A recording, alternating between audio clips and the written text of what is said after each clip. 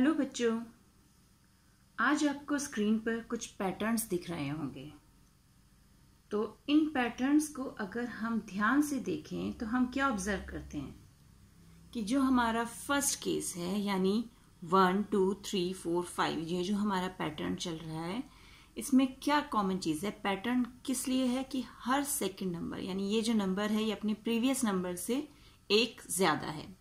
Similarly 3 it is more than 2 by 1, 4 it more than 3 by 1। सबके बीच में जो difference आ रहा है वो 1 का है। सेकंड केस देखते हैं। सेकंड केस में क्या है, इनके बीच का जो डिफरेंस है 10 जो है वो 5 से 5 ज़्यादा है। 15 और 10 के बीच में जो गैप है वो भी 5 का। 15 और 20 के बीच का गैप वो भी 5 का। और थर्ड पैटर्न में हमारा ये डिक्रीजिंग ऑर्डर में है, यानी पहला नंबर हमारा बड़ा है, फिर छोटा, और इनके बीच में भी एक कॉमन पैटर्न है कि 98 इज लेस देन 100 बाय 2, यानी इन दोनों के बीच में जो डिफरेंस है वो 2 का है, वो भी माइनस में, कि 100 में से 2 माइनस करेंगे तो 98 मिलेगा, 98 में से 2 माइनस करेंगे तो 96, और इसी तरह से ये आगे चलता जाएगा। तो ऐसे पैटर्न्स या लिस्ट्स जहां हमें एक फिक्स नंबर ऐड करने पर नेक्स्ट नंबर मिल जाता है, उसे हम अरिथमेटिक प्रोग्रेशन कहते हैं, और यही हमारा आज का टॉपिक है।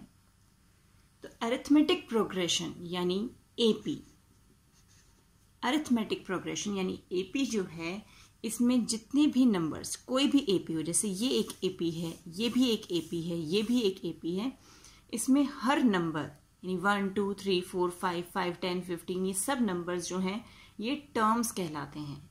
तो in AP every number, her number जो है इज अ टर्म, वो हमारा एक टर्म होता है।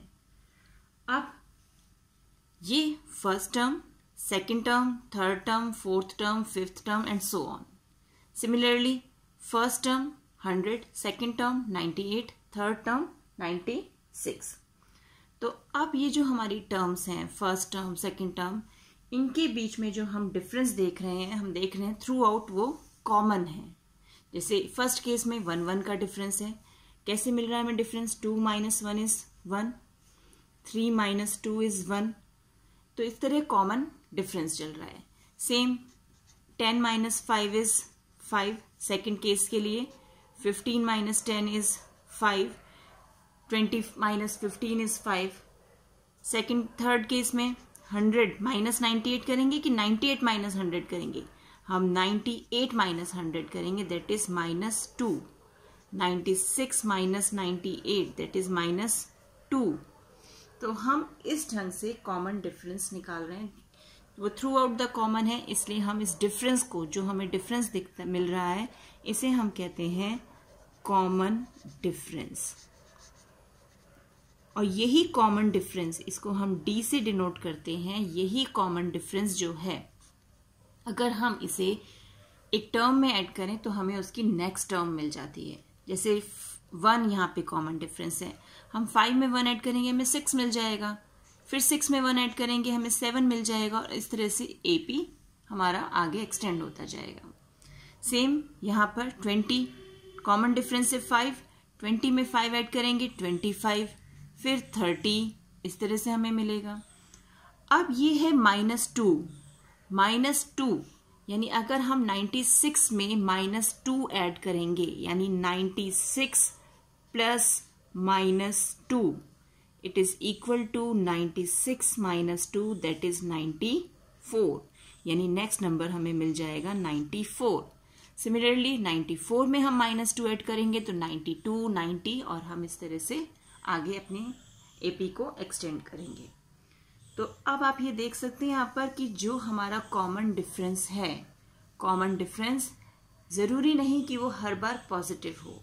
हमारा जो डी है यानी कॉमन डिफरेंस जो है, इट कैन बी पॉजिटिव, ये पॉजिटिव भी हो सकता है, नेगेटिव भी हो सकता है, जैसा हमने थर्ड केस में देखा कि हमारा डी जो है वो -2 आ रहा है, और कॉमन डिफरेंस 0 भी हो सकता है। इट मीन्स अगर कोई सीक्वेंस या हमारी कोई लिस्ट इस ढंग से है 2, 2 2 2 2, सेम नंबर रिपीट होता जा रहा है। तो हम ये नहीं कहेंगे it is not an AP, कि ये एपी नहीं है। ये एपी है because their common difference is 0, कि इनका कॉमन डिफरेंस जो है वो 0 है। कोई भी लिस्ट या पैटर्न कॉमन एपी कब होता है? जब उनका कॉमन डिफरेंस सेम चले।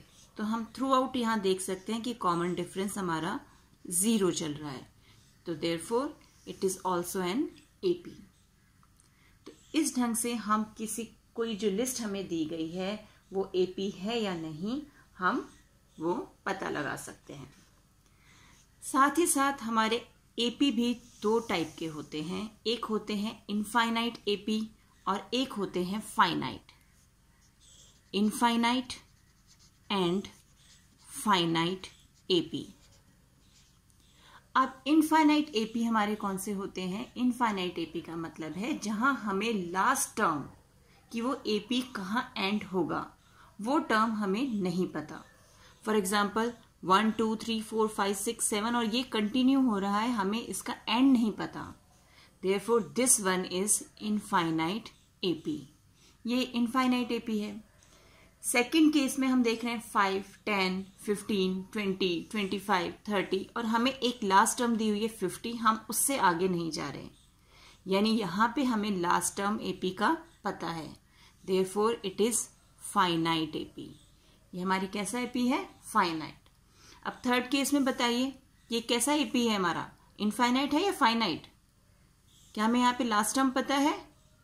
हाँ, लास्ट टर्म है हमारी 0, therefore it is a finite AP. ये एक फाइनाइट एपी है।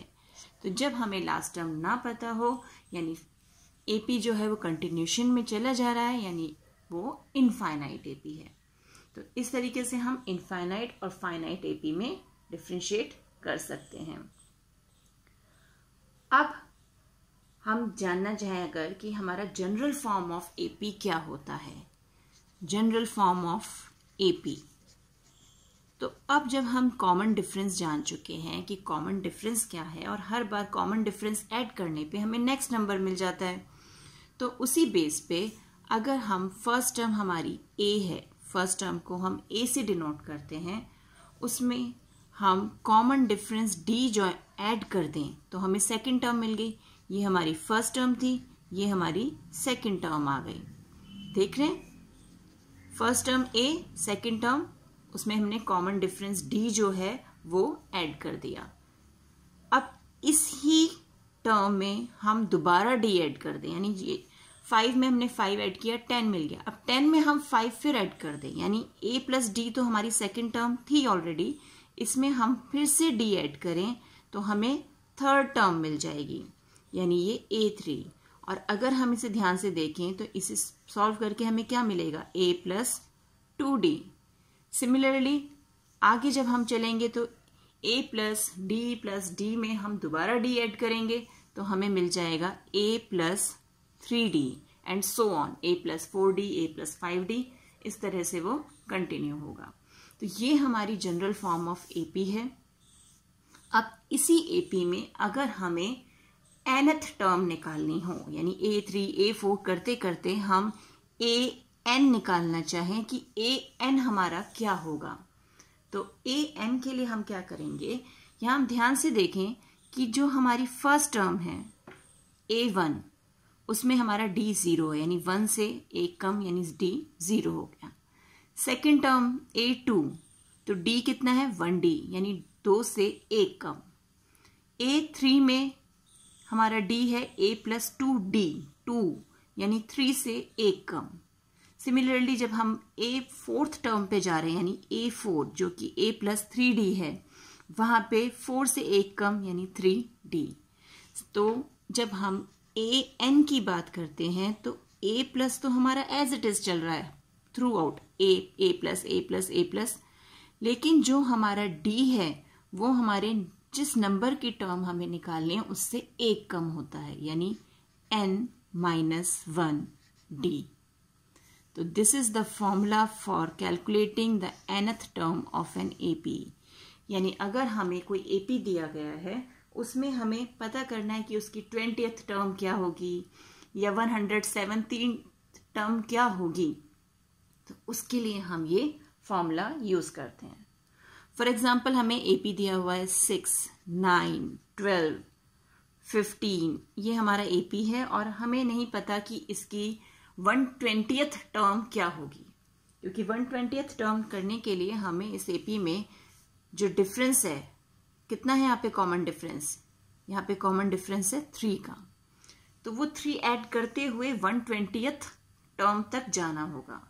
तो इतना टाइम हम उसमें अपना स्पेंड करें, उससे अच्छा है कि हम अपना फॉर्मूला यूज करेंगे। तो ये फॉर्मूला हमें किस तरह से हेल्प करेगा, हमें चाहिए 120th टर्म, 120th टर्म।